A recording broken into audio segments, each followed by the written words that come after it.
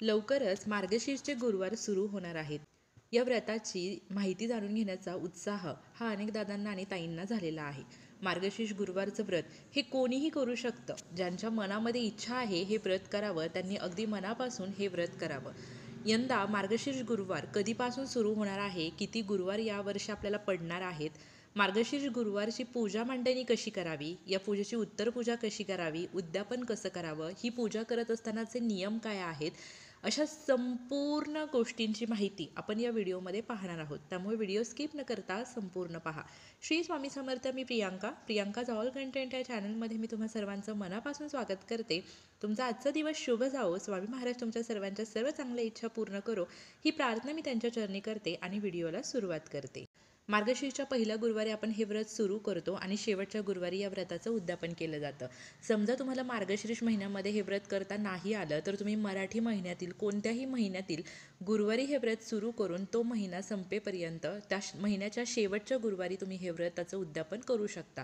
म्हणजे कसं, जर समजा मार्गशीर्षमध्ये तुम्हाला नाही जमलं तर तुम्ही पौष महिन्यातील पहिल्या गुरुवारी हे व्रत करायला सुरुवात करा आणि शेवटच्या गुरुवारपर्यंत हे व्रत करून मग तुम्ही उद्यापन करू शकता.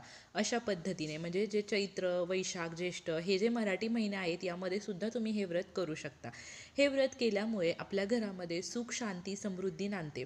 सर्वात महत्त्वाचं म्हणजे माता महालक्ष्मी आपल्या घराकडे आकर्षित होते, तिचा वास आपल्या घरामध्ये कायमस्वरूपी राहतो. त्यामुळे आपल्या घरामध्ये सकारात्मकतेचं वातावरण राहतं आणि ज्या घरावरती लक्ष्मी मातेची कृपा आहे त्या घरामध्ये कधीच कुठल्याच गोष्टीची कमतरता भासत नाही. अन्नधान्याची कमतरता भासत नाही. तुम्ही कुठल्याही संकटांचा सामना करत असाल तर ते संकट दूर होतं. ही साध्या भोळ्या पद्धतीने, साध्या सोप्या पद्धतीने माता महालक्ष्मीची ही पूजा करायची असते. जो व्यक्ती श्रद्धेने, मनोभावे ही पूजा करतो त्याच्या आयुष्यामध्ये माता महालक्ष्मी सर्व काही छान करते. तुमच्या मनोकामना पूर्ण होतात, संकट दूर होतात. तुमच्या घरात मूलबाळ होत नसेल, नोकरी लागत नसेल, शिक्षणामध्ये काही अडचणी येत असतील, कर्ज असेल, आजारपण असेल, कुठल्याही समस्येवरती तुम्ही हे मार्गशीर्ष गुरुवारचं व्रत करायला सुरुवात करू शकता. अतिशय प्रभावी अशी ही माता महालक्ष्मीची सेवा आहे. 19 नोव्हेंबर रोजी कार्तिक अमावस्या आहे आणि 20 नोव्हेंबरला कार्तिक अमावस्या संपणार आहे. 21 नोव्हेंबरपासून मार्गशीर्ष महिना सुरू होत आहे. यावर्षी मार्गशीर्ष महिन्यामध्ये 4 गुरुवार आलेले आहेत. पहिला मार्गशीर्ष गुरुवार 27 नोव्हेंबर 2025ला आलेला आहे. दुसरा मार्गशीर्ष गुरुवार 4 डिसेंबर 2025ला आहे. तिसरा मार्गशीर्ष गुरुवार 11 डिसेंबर 2025ला आहे आणि चौथा मार्गशीर्ष गुरुवार 18 डिसेंबर 2025ला आहे. मार्गशीर्षच्या चौथ्या गुरुवारी आपल्याला या व्रताचं उद्यापन करायचं असतं. मार्गशीर्षच्या या 4ही गुरुवारी आपल्याला व्रत करायचं असतं, उपवास करायचा असतो, पूजा मांडणी करायची असते, काही नियमांचं पालन करायचं असतं, कथा वाचायची असते आणि सेवा करायच्या असतात. ते सकाळी लवकर उठून स्नान करा. अंघोळीच्या पाण्यात तुम्हाला जर शक्य झालं तर गोमूत्र टाकून तुम्ही स्नान करू शकता, जर शक्य असेल तर. त्यानंतर आपल्याला ही पूजा मांडणी करायची असते. खूप लेट उठा, मग पूजा मांडणी करत कथा वाचा, या गोष्टीला काहीही अर्थ उरत नाही. त्यामुळे सकाळी लवकर उठूनच आपल्याला या व्रताची सुरुवात करायची असते. महालक्ष्मी व्रत कथा, श्री महालक्ष्मी महात्म्य व्रतकथा पूजाविधी हे जे पुस्तक आहे, जे तुम्हाला स्क्रीनवरती शो होईल, हे सुद्धा आपल्याला मार्केटमध्ये मिळून जातं. हे आपल्याला लागतं कारण आपल्याला यातून व्रतकथा वाचायची असते आणि या पुस्तकाचीही आपण पूजा करत असतो. या उपवासाला आपण दूध असेल, राजगिरा असेल, फलाहार असेल, फळे अशा गोड पदार्थांचं सेवन करायचं आहे. या उपवासाला तिखट चालत नाही, पण बरेचसे जण खिचडी खातात, तेही तिखट खिचडी खातात. या गोष्टीला काहीही अर्थ नाही. या व्रतकथेच्या जो ग्रंथ आहे या ग्रंथामध्येच आपल्याला सांगितलेलं आहे की आपण गोडाच्या पदार्थांचं सेवन करूनच आपल्याला हा उपवास करायचा असतो. जर नियमांनी उपवास केला तर त्या उपवासाचं, त्या व्रताचं संपूर्ण पुण्यफळ आपल्याला प्राप्त होत असतं. तुम्ही महालक्ष्मी व्रत गुरुवारला सुरुवात केली, दुसऱ्या गुरुवारी समजा तुम्हाला काहीतरी अडचण आली, सुतक आलं, मासिक पाळी आली किंवा काहीही अडचण आपल्याला येऊ शकते. अशा वेळी तुम्ही काय करू शकता की कोणाकडून तरी तुम्ही ती पूजा मांडणी करून घ्यायची आहे. आपण मासिक पाळी असल्यावरती त्या ठिकाणी टच करू शकत नाही, व्रतकथा वाचू शकत नाही. तर अशा वेळी तुम्ही यूट्यूबला सगळे मंत्र, स्तोत्र जे काही मी तुम्हाला नेक्स्ट सांगणार आहे ते तुम्ही ऐकू शकता आणि पूजा मांडणी वगैरे त्या व्यक्तीकडून तुम्ही करून घेऊ शकता. असंही केलं तरीही चालेल. किंवा तुमचा समजा एखाद्या एकादशीचा उपवास असेल, काही शिवरात्रीचा उपवासही गुरुवारच्याच दिवशी आला, तर अशा वेळी तुम्ही आपली पूजा मांडणी करा, व्रतकथा तुम्हाला वाचायची आहे, पूजा आरती करायची आहे आणि उपवास करायचा आहे. ही कथा ज्यावेळी तुम्ही वाचाल ना, तेव्हा तुम्ही शेजार पाजारच्यांनाही ऐकायला बोलवू शकता. याने सुद्धा त्याचं तुम्हाला पुण्यफळ प्राप्त होत असतं. एकटे एकट्याने किंवा लपून छपून पूजा करावी असं काही नसतं. उलट जेवढं आपण कोणाला सहभागी करू तेवढं आपल्यासाठीही चांगलं असतं आणि त्यांच्यासाठीही चांगलं असतं.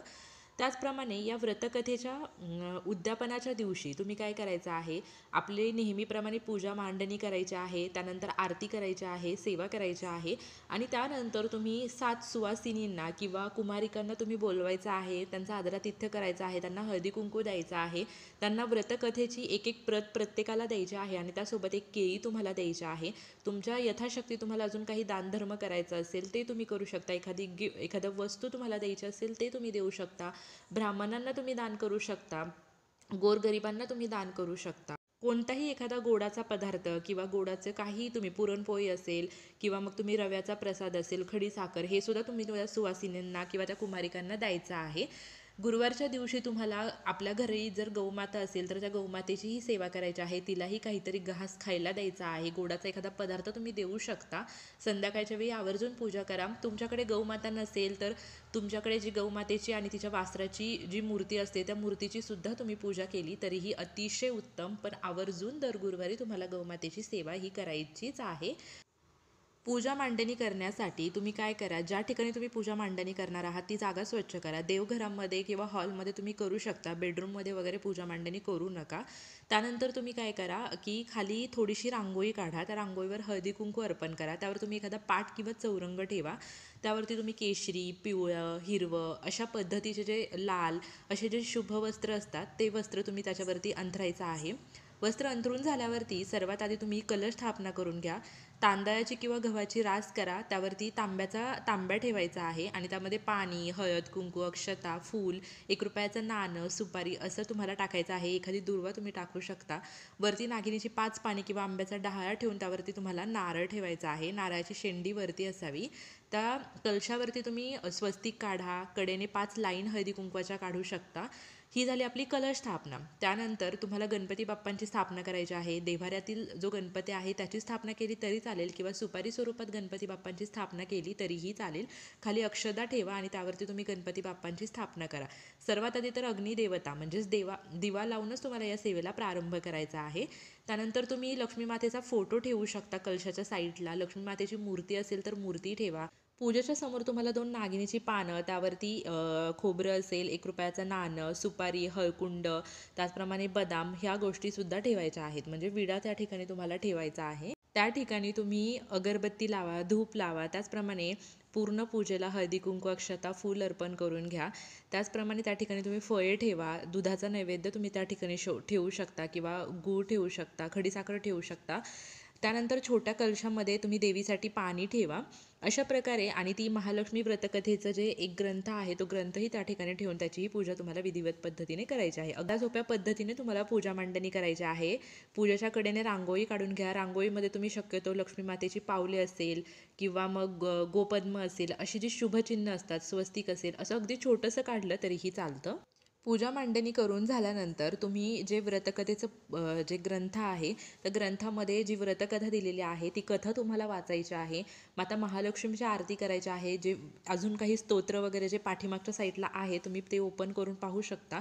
ते सगळं तुम्हाला वाचायचं आहे. अगदी साध्या सोप्या पद्धतीने सेवा करायची आहे. घरातील एखाद्या व्यक्तीने वाचा, बाकीच्यांनी सर्वांनी तिथे बसून ऐकलं तरीही चालतं.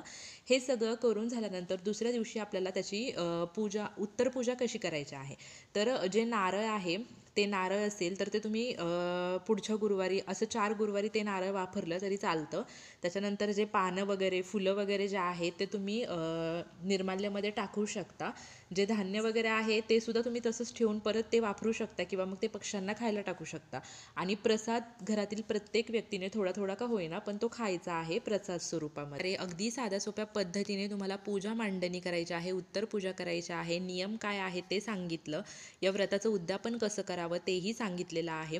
अगदी साध्या सोप्या पद्धतीने करायचं आहे. पद्मपुराणात असं सांगितलेलं आहे की जो व्यक्ती अगदी मनापासून आणि श्रद्धेने हे व्रत करतो त्याच्या सर्व इच्छा पूर्ण होतात, तो नेहमी सुखी राहतो आणि असा आशीर्वाद साक्षात माता महालक्ष्मीने आपल्या भक्तांना दिलेला आहे. माहिती आवडली असेल तर व्हिडिओला लाईक करा, व्हिडिओ सर्वांसोबत शेअर करा, कमेंट बॉक्समध्ये ओम श्री महालक्ष्मी देवे नमः लिहायला विसरू नका.